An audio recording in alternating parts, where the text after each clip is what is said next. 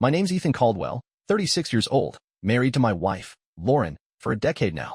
We're both from a small town in Ohio, where the cornfields stretch farther than your dreams ever will. I work as a mechanic at Harper's Auto Shop, fixing engines that cough and sputter like they've got a grudge. It's honest work, keeps my hands busy and my mind steady. Lauren's a part-time office manager for a local dentist, always juggling schedules and sweet-talking patients into showing up on time. We don't have kids, never quite got around to it, and maybe that's for the best, given how things have been unraveling. About 4 months back, Lauren's dad, George, got hit with a rough diagnosis, liver disease, bad enough that he needs weekly treatments at a hospital an hour's drive from his place. It's a haul, especially since the appointments start at 6 in the morning. Lauren's job doesn't bend much. She's got to be at her desk by 8, so I've been the one taking time off to drive George. I don't mind helping family. George is a good man, loves his fishing stories, and always slips me a 20 for gas, even when I tell him to keep it. But the schedule's been grinding me down, like a transmission slipping gears. By the end of the week, I'm running on coffee and stubbornness. Last Thursday, after a particularly long day, George had an extra skin that kept us at the hospital till late. I pulled into our driveway around 8 at night. My truck's headlights caught Lauren's car and a couple others parked out front. Her friends from her book club, I figured, probably sipping margaritas and arguing over some novel I'd never read. I was bone tired, my back aching from the hospital's plastic chairs, but I thought I'd clean up and maybe join them for a bit. Our kitchen window was cracked open, letting out their laughter, sharp and loud like glass breaking. I was kicking off my work boots by the back door when I heard it. Lauren's friend, Melissa, was holding court. "Ethan's like a pack mule," she said, her voice dripping with something mean. Lauren snaps her fingers, and he's hauling her dad around like it's his job. Bet he'd carry her groceries on his back if she asked, too dumb and devoted. My stomach twisted like I'd swallowed motor oil. Then Lauren's laugh cut through, high and careless. "Don't be too hard on him," she said. "At least mules don't talk back or expect much." The whole group cackled, their voices piling on like they'd found the punchline of the year. I stood there, one boot half off, feeling the blood drain from my face. 10 years of marriage, of late nights fixing leaks in our old house, of mornings making her coffee just the way she likes it, 2 sugars, no cream, and this is what she thinks of me? A mule? A dumb beast she's got trained? I wanted to barge out there, knock over their pitcher of margaritas, and demand answers. But something in me locked up, like an engine seizing under too much strain. Instead, I slipped my boots back on, walked upstairs, and shut the bedroom door. Took a shower so long the hot water ran cold, trying to wash away the words stuck in my head. That night, I lay awake, staring at the ceiling fan wobbling above our bed. My mind kept replaying every little moment, the way Lauren would roll her eyes when I'd talk about a tough job at the shop, how she'd cut me off to show her friends a video on her phone. I scrolled through our texts, found one from a few weeks back where I'd asked her to grab some oil filters on her way home since I was swamped. Her reply, "Can't you handle it? It's not like you're saving lives." I'd been rebuilding a customer's carburetor that day, stayed late to get it done. Guess that didn't count for much. By 3 in the morning, I was still wide awake, my thoughts spinning like a bad tire. I started talking to my truck in my head. Yeah, I do that sometimes, especially on long drives. It's just me and the dashboard, working things out. By the time I had to get up for George's next appointment, I knew something had to change. I wasn't sure what yet, but the man staring back at me in the bathroom mirror wasn't a mule, and he sure as hell wasn't dumb. Whatever came next, I'd figure it out, one bolt at a time. The next morning, I was up before the alarm, my eyes burning from no sleep. George's appointment was at 6, so I dragged myself out of bed, threw on a flannel, and brewed a pot of coffee strong enough to wake a hibernating bear. Lauren was still snoring softly, her hair spilled across the pillow like nothing had changed. I didn't wake her. Didn't feel like talking, not after what I'd heard on the porch. I grabbed my thermos, climbed into my old Chevy pickup, and hit the road to George's place.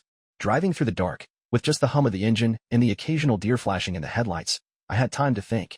I kept turning over Melissa's words, pack mule, dumb, devoted, like a wrench stuck on a rusted bolt. Worse was Lauren's laugh, sharp enough to cut through 10 years of promises. I talked it out with my truck, like always. What do you do when the person you love thinks you're just a tool? I asked the dashboard. The Chevy didn't answer, but the steady rumble under my feet felt like it was listening. George was waiting on his porch when I pulled up, thermos of his own in hand. He's a wiry guy, 62, with a gray beard and eyes that still sparkle when he talks about his old bass boat. He climbed in, smelling like Old Spice and menthol. "You look like hell, Ethan," he said, not unkindly. I shrugged, mumbled something about a long week, and we headed for the hospital. George didn't push, just launched into a story about the time he caught a catfish so big it nearly sank his boat. I nodded along, but my mind was elsewhere, replaying last night's laughter. At the hospital, while George was hooked up to his 4, I sat in the waiting room, flipping through a dog-eared magazine about muscle cars. My phone buzzed, a text from Lauren. "You left without saying goodbye. Everything okay?" I stared at it for a long minute. Part of me wanted to type back, "Heard you call me a mule last night, so no, not okay." But I didn't. Just shoved the phone in my pocket, and went to get a vending machine coffee that tasted like burnt regret. When I got home that afternoon, Lauren was at the kitchen table, scrolling through her laptop, a half-eaten sandwich beside her. She looked up, smiled like nothing was wrong. "How's Dad?" she asked. I set my keys down, slow and deliberate. "Same as always," I said. "Tough as nails." She nodded, went back to her screen. I stood there, waiting for something. Guilt, maybe, or a hint she knew I'd heard her. Nothing. Just the click of her nails on the keyboard. That's when I made my first move. I called my buddy Travis, a welder who's been through his own messy breakup. We met at a diner off Route 40, the kind with greasy fries and waitresses who call you hon. Over burnt coffee, I spilled everything. Melissa's jab, Lauren's laugh, the way it felt like my chest caved in. Travis leaned back, his tattoos flexing under his sleeves.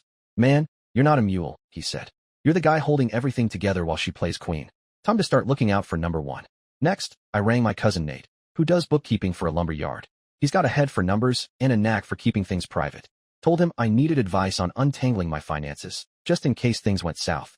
Nate didn't ask too many questions, just said he'd help me set up a separate account and make sure my paycheck didn't vanish into the joint one I shared with Lauren. "Family's family," he said. "I got your back." That night, I cooked dinner. Nothing fancy, just burgers and oven fries. Lauren breezed in, kissed my cheek, and started talking about her book club's next pick. I kept my answers short, my eyes on the stove.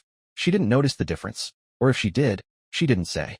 But something in me had shifted, like a gear clicking into place after years of grinding. I wasn't sure where this road was leading, but I knew I couldn't keep driving blind. Lying in bed later, with Lauren's soft breathing beside me, I thought about George. He'd thank me today, his voice rough with feeling, said I was a better son than he deserved. Here I was, busting my tail for her family, and Lauren was out there laughing like I was nothing but a workhorse. The question gnawed at me. How do you share a life with someone who doesn't see you as a man, just a means to an end? I didn't have an answer yet, but I was done being her mule. Tomorrow, I'd start rebuilding, piece by piece, bolt by bolt. Saturday morning hit me like a wrench to the skull, barely 5 hours of sleep, and George's next appointment was looming. I slipped out of bed quiet as I could, leaving Lauren curled under the quilt. The kitchen was a mess from last night's burgers, grease splattered on the stove, but I didn't touch it. Used to be I'd clean up before heading out, keep things tidy for her. Not today. I poured coffee into my thermos, grabbed my jacket, and headed for my Chevy. The engine coughed to life, same as always, a reminder that some things still worked right. George was in good spirits when I picked him up, whistling an old Hank Williams tune. He noticed my silence, though. "You fighting with Lauren?" he asked, halfway to the hospital. I gripped the wheel tighter, the leather creaking under my hands. "Just tired," I said, which wasn't a lie but wasn't the whole truth either. George nodded, let it drop, and started talking about a new lure he wanted to try once he was back on the lake. I envied him. Sick as he was, he still had plans, things to look forward to. Me? I was just trying to keep my head above water. At the hospital, while George got his treatment, I sat in the waiting room, staring at my phone. No texts from Lauren, not that I expected any. I opened our bank app instead, checked the joint account. Bills were paid, but her last few charges caught my eye: fancy coffee runs, a nail salon, some online boutique. Meanwhile, I hadn't bought myself so much as a new pair of socks in months. That's when I texted Nate again, told him to hurry up with that separate account. He replied fast, "On it. Meet me Monday." It felt like loosening a rusted nut, slow, but progress. Back home by noon, I found Lauren on the couch, wrapped in a blanket, watching some reality show about rich folks fighting. "You're back early," she said, not looking up. "Yeah," I replied, hanging my keys on the hook. George's doc was quick today. She nodded, eyes glued to the screen. I stood there, waiting for her to ask how her dad was, how I was holding up after another early morning. Nothing. Just the TV blaring and her sipping a soda like I was part of the furniture. I headed to the garage, my sanctuary, where my tools were lined up neat and my old radio played classic rock. Fixed a neighbor's lawnmower to keep my hands busy, but my mind was racing. That afternoon, I called Travis again. Met him at his place, a duplex with a sagging porch and a fridge full of cheap beer. I told him about the bank app, Lauren's spending, the way she didn't even look at me anymore. Travis cracked open a can, slid one my way. "Sounds like she's checked out, man," he said. "Question is, what are you going to do about it?" I took a long sip, the cold burning my throat. "I'm thinking," I said, "but I'm done being her errand boy." Travis grinned, clapped my shoulder. "That's the Ethan I know. Start small, protect what's yours." Sunday was quiet, almost too quiet. Lauren went to her book club, came back with a new bottle of wine and a smile that didn't reach her eyes. I grilled some chicken for dinner, kept my word short. She chattered about her friends, some drama with Melissa's new boyfriend, but I barely listened. My head was on Nate's advice, on the hospital drives, on the word mule that wouldn't leave me alone. After dinner, she tried to cozy up, resting her head on my shoulder while we watched a movie. I didn't push her away, but I didn't lean in either. Felt like sitting next to a stranger. Monday morning, I met Nate at a coffee shop before work. He'd printed out forms for a new account, walked me through transferring my direct deposit. Keep enough in the joint one for now, he said, sipping his latte. Bills, groceries, nothing she can complain about. But this one's yours. I signed where he pointed, felt a weight lift, like I'd just changed a flat tire and could finally drive again. Nate looked at me, his glasses fogged from the steam. You sure about this, Ethan? Once you start, it's hard to go back. I nodded. I'm sure. That night, Lauren was late coming home, said she had to cover for a coworker. I didn't ask questions, just heated up leftovers and ate alone. When she walked in, she seemed distracted, checking her phone every 2 seconds. I watched her from the kitchen, wondering what else she wasn't telling me.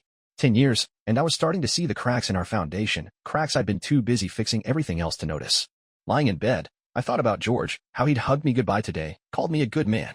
I held on to that, because right now, it was the only thing keeping me steady. Tuesday morning, I was back on the road to George's place, the sky still dark and heavy with clouds that promised rain. My Chevy's wipers squeaked as I drove, the rhythm matching the thoughts knocking around in my head. Lauren's words, mule, dumb, devoted, had settled into me like grime under a mechanic's nails, impossible to scrub out. I'd spent 10 years thinking we were partners, building a life together. Now, I wasn't so sure what we built was anything more than a house of cards, ready to topple with one wrong move. George climbed into the truck, his fishing hat pulled low. He was quieter today, maybe feeling the weight of his treatment or picking up on my mood. You ever think about running off to some cabin in the woods? He asked, half smiling. I chuckled, the first real laugh I'd managed in days. Every damn day, I said. He nodded, like he got it, and we drove the rest of the way listening to the radio spit out old country songs. George didn't know about the porch, about what his daughter said, and I wasn't about to tell him. He had enough to carry. At the hospital, I parked myself in the waiting room with a paper cup of coffee that tasted like diesel. My phone buzzed, a work email, then a text from Travis. You good, man? Swing by later if you need to vent. I typed back a quick, thanks, maybe, but I wasn't sure I wanted to talk. Talking meant admitting how deep this cut, and I was still trying to patch the wound myself. Instead, I opened a browser, started searching for apartments near the shop. Nothing serious, just looking. But seeing those listings, small places I could afford on my own, felt like cracking a window in a stuffy room. When I got home, Lauren was in the kitchen, chopping vegetables for a salad like she was auditioning for a cooking show. Hey, you're back, she said, all bright and cheery. Thought I'd make something healthy tonight. I nodded, set my thermos on the counter. Sounds good, I said, keeping my voice even. She kept talking about her boss, a new patient who wouldn't stop complaining, but I was only half listening. My eyes caught the bills stacked by the fridge, ones I'd always handled. I wondered if she even knew when they were due. That evening, I skipped dinner, said I had a job to finish in the garage. Truth was, I needed space. I tore apart an old carburetor, the kind of work that calms me down, every bolt and screw making sense in a way people don't. My radio played low, Springsteen singing about rivers and promises. I thought about the last time Lauren and I had a real conversation, not just small talk or logistics. Couldn't pin it down. Months, maybe longer. That's when I decided to test the waters. After she went to bed, I sat at the kitchen table with my laptop, logged into our joint account again. Transferred a chunk of my last paycheck to the new account Nate set up, enough to cover a month's rent if I needed it. Left the joint one with plenty for bills, like Nate said. It wasn't about screwing her over, it was about knowing I could walk away if I had to. I shut the laptop, leaned back, and stared at the ceiling. The house was quiet, just the hum of the fridge and the occasional creak of the pipes. Felt like the calm before a storm. Wednesday, I called my sister, Jenny, who lives an hour away in Dayton. She's a nurse, works nights, so I caught her just waking up. Told her everything, Melissa's jab, Lauren's laugh, the way I'd been running on fumes for her dad while she acted like it was nothing. Jenny didn't sugarcoat it. Ethan, you're not a doormat, she said, her voice sharp through the phone. If she doesn't respect you, that's her failure, not yours. Come stay with me if you need to. I thanked her, said I'd think about it. Her offer stuck with me, like a spare tire in the back of my truck, just in case. That night, Lauren tried to bridge the gap. She brought me a beer while I was tinkering in the garage, leaned against the workbench with a smile. You've been quiet lately, she said, like she'd just noticed. I took a sip, set the bottle down. Lot on my mind, I said, turning a wrench over in my hands. She tilted her head, waiting for more, but I didn't give it. After a minute, she sighed, walked back inside. I watched her go, wondering if she'd ever say sorry, or if she even knew what she'd done. The silence between us was heavier than any argument, and I wasn't sure how much longer I could carry it. Thursday morning, the sky was gray as a steel fender, and my mood wasn't much brighter. George's appointment was at 6, so I was up early, brewing coffee that could strip paint. Lauren stirred as I pulled on my boots, mumbling something about a late meeting. I didn't reply, just grabbed my thermos and headed out. My Chevy's engine growled to life, and I drove through the quiet streets, the weight of the past week pressing on my chest like a bad spark plug. George was waiting, his fishing had swapped for a baseball cap. He climbed in, quieter than usual, and I wondered if he sensed something was off. You holding up, Ethan? He asked, his voice rough. I shrugged, kept my eyes on the road. Doing what I gotta do, I said. He didn't push, just fiddled with the radio until Johnny Cash came on, singing about hurt in a way that hit too close to home. I thought about telling him what Lauren said, how his daughter laughed at me being her mule, but I couldn't. George was fighting for his life. He didn't need my mess piled on. At the hospital, I sat in the waiting room, scrolling through apartment listings again. One caught my eye, a one-bedroom near the shop, cheap enough to swing on my paycheck. I saved the link, my thumb hovering over the call button. It wasn't a decision yet, just a door I was keeping open. My phone buzzed, a text from Lauren. Can we talk tonight? I know something's wrong. I stared at it, my gut twisting. Part of me wanted to ignore her, keep building my walls. But another part, the one that remembered our early years, late-night drives, her head on my shoulder, wanted to hear her out. I typed back, sure. After dinner. When I got home, Lauren was at the stove, stirring a pot of chili, the kitchen smelling like cumin and tomatoes. She smiled, nervous, like she was walking on thin ice. Made your favorite, she said. I nodded, set my keys down. We ate mostly in silence, the clink of spoons louder than our words. After, she cleared the table, then sat across from me, her hands folded tight. Ethan, what's going on? You're not you lately.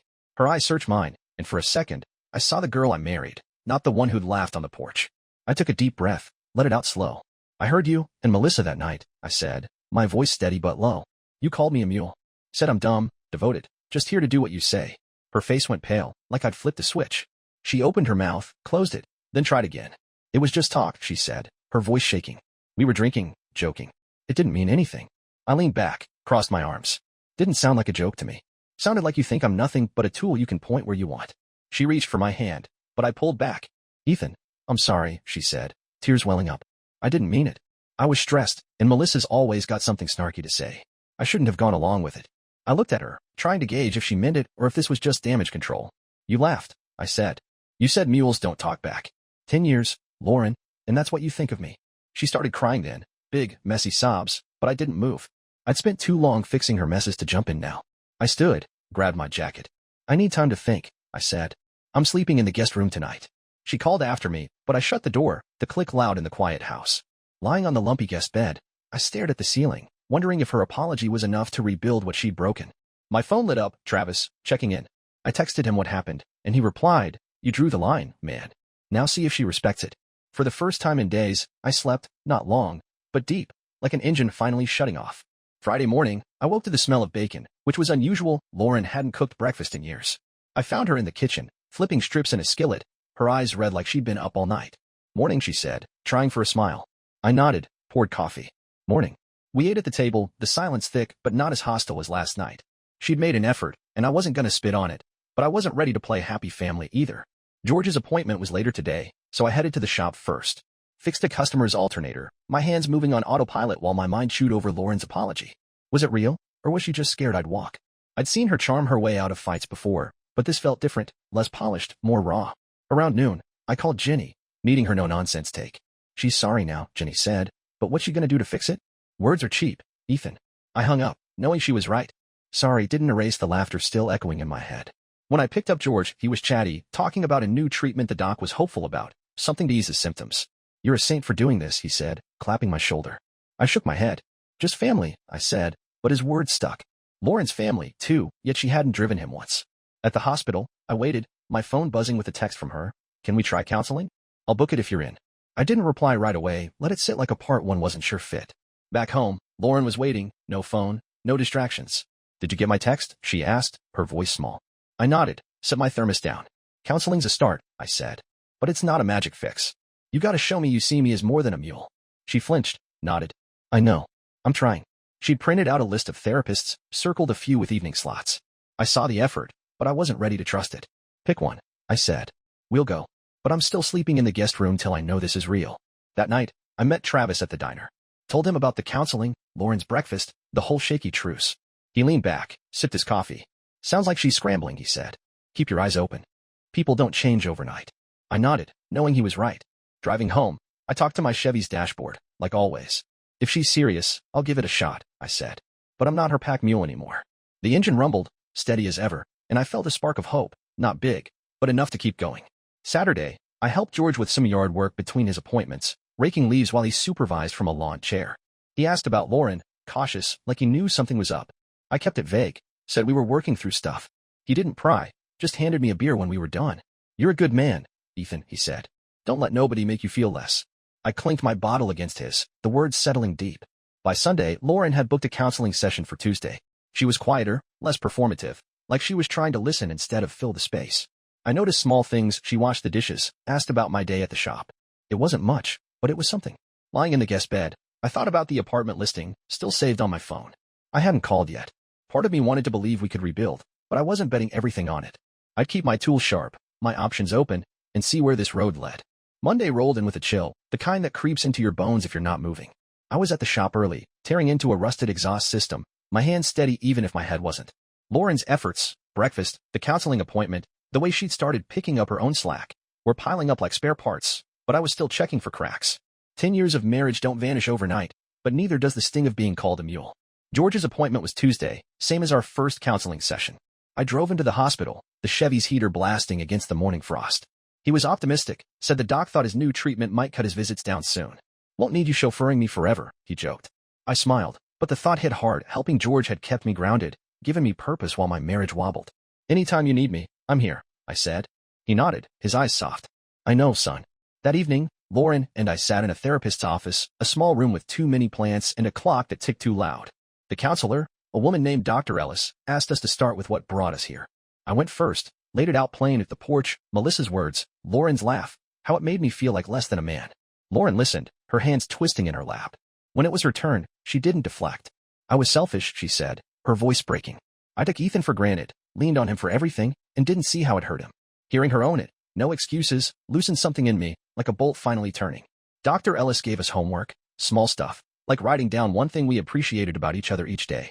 Lauren started that night, left a note on my toolbox. Thank you for always being there for Dad. I read it twice, then wrote one back. I appreciate you trying to make this right. We kept up the guest room arrangement, but the air between us felt less like a storm brewing and more like a shop after a long day, messy, but workable. Over the next few weeks, things shifted, slow but steady. Lauren took on more, paid bills, drove George to an appointment when I was slammed at the shop. She stopped hanging with Melissa, said the book club wasn't worth the drama. I saw her trying, not just to save face, but to rebuild trust. I started sleeping in our bed again, though I kept my new account and that apartment listing, just in case. Travis called it my emergency brake, and I wasn't ready to let it go. One Sunday, George invited us both for dinner. He'd cooked ribs, his specialty, and we sat around his small table, laughing over old stories. Lauren reached for my hand under the table, and I let her hold it. George caught my eye, gave me a nod like he knew we were finding our way. Driving home, Lauren turned to me. I'm not perfect, she said, but I want us to be us again. The real us. I didn't answer right away, just let the Chevy's rumble fill the space. Me too, I said finally. But it's gotta be equal. No more mules. She nodded, tears in her eyes, and for the first time, I believed her. Months later, George's treatments dropped to twice a week, and he was talking about fishing again. Lauren and I were still in counseling, still writing those notes. The shop was busy, my hands full of work I loved. I deleted the apartment listing one night, not because I was sure we'd never need it, but because I was sure I could handle whatever came. I'd been the fixer my whole life, but I learned the hardest fix was knowing my own worth. Lauren was learning it too, and together, we were rebuilding not the same engine, but one stronger, built to last.